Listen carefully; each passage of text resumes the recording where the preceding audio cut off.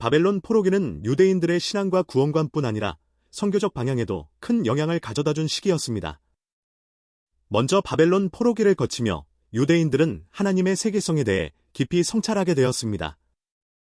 예루살렘 성전이 무너지고 다윗 왕조가 끊긴 상황 속에서 하나님이 여전히 주권적인 통치자이신가라는 신학적 질문이 제기되었습니다. 이에 대해 이사야서 후반부, 특히 이사야 40장부터 55장은 하나님을 이스라엘만의 하나님이 아니라 열방을 향해 구원을 베푸시는 분으로 증언합니다. 또한 다니엘서에서는 하나님이 바벨론과 페르시아 제국의 왕들 위에 계신 분으로 온 세상을 다스리시는 만왕의 왕으로 계시됩니다. 특히 페르시아 왕 고레스가 하나님의 도구로 사용되는 장면은 하나님의 구속 사역이 이스라엘의 경계를 넘어 이방 민족에게까지 확장됨을 분명히 보여줍니다. 이러한 계시는 유대 공동체가 하나님을 예루살렘 성전이나 자기 민족의 경계 안에만 가둘 수 없다는 사실을 깨닫게 하는 중요한 계기가 되었습니다.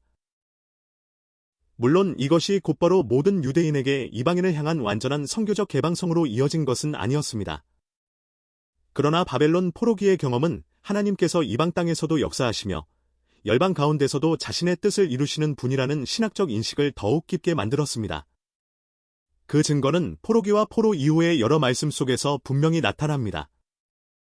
에스겔은 예루살렘 성전이 아닌 바벨론 그발 강가에서 하나님의 영광을 보았습니다. 이는 하나님의 임재가 성전이라는 특정 장소에만 제한되지 않음을 보여줍니다. 예레미야는 바벨론의 포로로 끌려간 백성들에게 그 성읍의 평안을 구하라고 권면했습니다. 이는 이방 땅조차 하나님의 백성이 하나님의 뜻을 살아내야 할 자리임을 보여줍니다. 또한 다니엘서는 바벨론과 페르시아 제국의 궁정 안에서도 하나님께서 역사의 주권자로 일하고 계심을 증언합니다. 이사야는 하나님께서 이방왕 고레스를 사용하여 자기 백성을 회복시키실 것이라고 선포했습니다.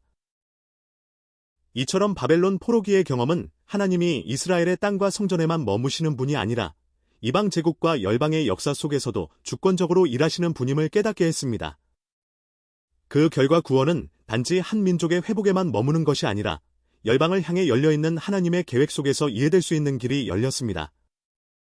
이러한 인식은 이후 디아스포라 유대인들의 삶과 회당 공동체를 통해 이방 세계와 접촉하는 기반이 되었고 신약 시대 복음이 온 세계로 확장되는 데 중요한 신학적 배경으로 작용했습니다. 그러나 동시에 포로기의 고난은 유대 공동체에 깊은 위기의식을 안겨주었습니다. 낯선 이방 사회 속에서 살아가던 유대인들은 신앙과 정체성을 지키기 위해 율법, 절기, 할례 등 종교적 경계들을 더욱 강화하였습니다. 이러한 흐름은 에스라와 느헤미야 시대에 더욱 뚜렷하게 나타나며 이방인과의 혼인을 금지하고 율법 교육을 강화하며 제사장 중심의 종교 질서를 회복하려는 모습으로도 나타났습니다. 결과적으로 바벨론 포로기는 유대인들의 구원관에 있어 두 흐름을 동시에 낳았습니다. 하나는 하나님께서 온 민족의 주님이심을 고백하게 되는 세계주의적이고 선교적인 흐름이며 다른 하나는 민족적 정체성을 지키기 위한 폐쇄적이고 방어적인 흐름입니다. 이 두 방향성은 모순되기보다는 같은 역사적 현실 안에서 병행되었던 신앙적 반응이었습니다. 한편 바벨론 포로기 이후 성전 중심의 신앙이 불가능해지면서 회당 공동체가 형성되었고 이는 흩어진 디아스포라 유대인들에게 신앙의 중심지 역할을 하였습니다. 이 회당 중심의 구조는 훗날 사도 바울을 비롯한 초기 기독교 선교가 전개되는 데 중요한 기반이 되었습니다. 회당은 유대인뿐 아니라 경건한 이방인들에게도 열려 있었기 때문에 복음이 보다 넓은 세계로 퍼져나가는 데 중요한 역할을 하였습니다. 우리는 종종 바벨론 포로기를 신앙적 실패의 결과로만 이해하지만 성경은 그 고난 속에서 하나님께서 새로운 선교적 지평을 여셨음을 증언합니다. 성전이 무너지고 왕조가 끊긴 자리에서 하나님은 자신을 특정 장소와 민족에 묶인 분이 아니라 온 세상을 다스리시는 주권자로 계시하셨고 이방 제국의 중심부에서조차 당신의 뜻을 이루어 가셨습니다. 바벨론 포로기는 이스라엘로 하여금 왜 선택받았는가라는 질문을 다시 묻게 만든 중요한 사건이었습니다. 성전이 무너지고 왕조가 끊기며 조국에서 쫓겨난 포로기의 경험은 선택을 단순한 특권으로 이해하던 생각을 흔들어 놓았고 선택의 본질을 다시 성찰하게 만들었습니다. 그 과정에서 이스라엘은 자신들이 선택받은 이유가 다른 민족보다 우월하기 때문이 아니라 하나님을 알지 못하는 세상 가운데 하나님의 이름을 드러내기 위함이라는 사실을 새롭게 배워가게 됩니다. 물론 앞에서 언급했듯이 이러한 인식이 모든 유대인에게 곧바로 완전한 선교적 개방성으로 이어진 것은 아니었습니다.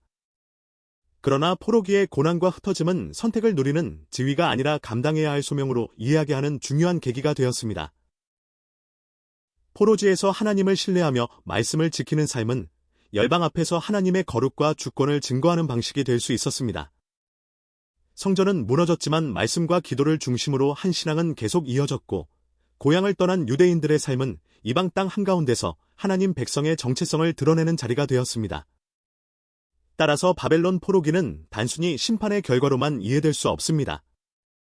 그것은 하나님께서 이스라엘로 하여금 선택의 의미를 다시 묻게 하시고, 그 선택이 특권에 머무르지 않고 열방 가운데 하나님의 이름을 증언하는 사명으로 이어져야 함을 깨닫게 하신 중요한 선교적 전환점이었습니다.